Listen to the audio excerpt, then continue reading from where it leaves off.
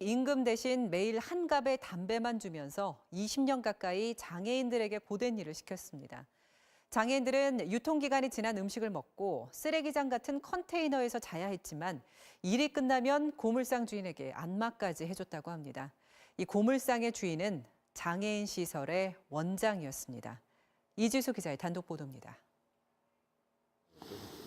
한 남성이 자기 몸집보다 큰 자루를 힘겹게 끌고 있습니다. 하얗 집을 거야. 여기 치워줘야 돼, 여기. 또 다른 두 명은 바닥에 흩어진 폐자재들을 줍고 화물차에 옮겨 싣습니다. 이들은 모두 정신지체나 지적장애를 갖고 있는 장애인들입니다. 아침부터 몇 시부터 일해요?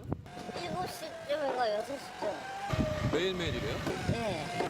본격적인 업무는 아침 9시 고물상 작업이 끝나면 시작됩니다. 화물차를 타고 다시 이동해 근처 학교를 돌아다니며 재활용품을 수거합니다. 비가 오거나 눈이 오거나 궂은 날씨라고 해서 일을 쉬는 경우는 거의 없습니다. 여기 얼마나 되셨어요? 20년. 얼마나 되셨다고요? 20년? 원래 장애인 시설에 머물러야 하지만 장애인 시설 원장이 자신이 운영하는 고물상에 데려다 일을 시키고 있습니다.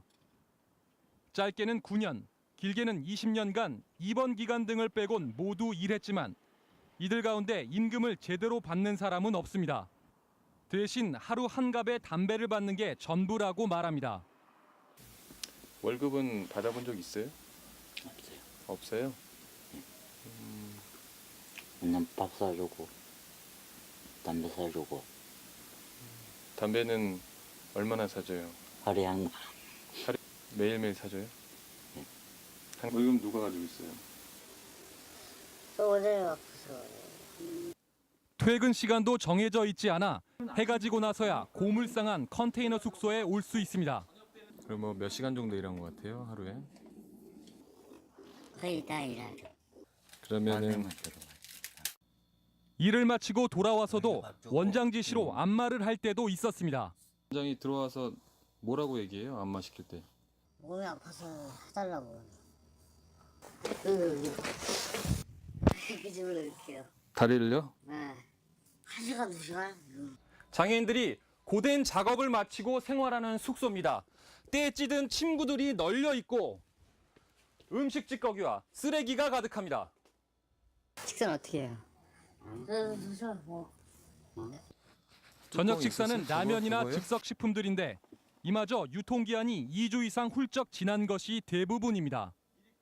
지난 1996년부터 20년 넘게 장애인 시설과 고물상을 함께 운영해온 원장 김모 씨는 장애인들에 대한 임금 착취는 없었다고 밝혔습니다.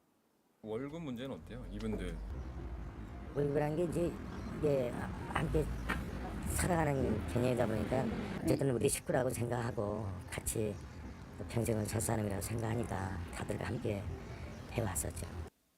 MBC 뉴스 이지수입니다. 이 장애인 시설은 10년 전에도 문제가 지적돼 시설이 폐쇄된 적이 있었는데 어느새 다시 만들어졌습니다. 게다가 원장은 장애인들에게 지급된 보조금과 연금을 제멋대로 사용했습니다. 김민창 기자의 보도입니다. 고물상에서 10분 거리에 있는 장애인 시설입니다. 고물상에서 일하는 3명과는 별도로 지체 장애인들이 수용돼 있습니다. 이 시설 장애인 앞으로 나온 체납 고지서입니다. 자동차 세금과 과태료 등 밀린 돈만 2천만 원이 넘습니다. 김모 원장이 장애인 이모 씨 이름으로 차량 3대를 구입한 뒤 관련 세금을 내지 않은 겁니다. 오늘 원장이야. 네. 내 앞에서 마음대로 하기 때문에 심증하고 다 지금 다 가져주세요. 또 다른 장애인들도 같은 이유로 졸지에 체납자 신분이 됐습니다.